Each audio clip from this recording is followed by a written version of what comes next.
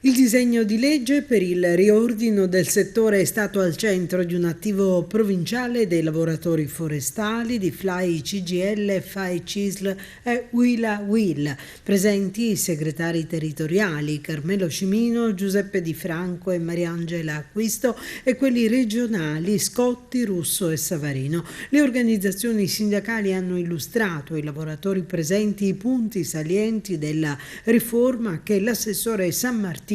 ha consegnato loro ai primi di gennaio. Una proposta che finalmente mette al centro, dicono, il bosco, sancisce i nuovi ambiti su cui i lavoratori forestali possono intervenire e ha ricaduta i benefici occupazionali che la riforma porterà ai lavoratori forestali storici della legge 16 e della legge 14, nonché la possibilità di avere anche nuovi lavoratori forestali affinché i giovani possano decidere di rimanere su questa terra, dicono le organizzazioni sindacali, che chiedono al governo regionale e all'assessore che il percorso legislativo venga accelerato.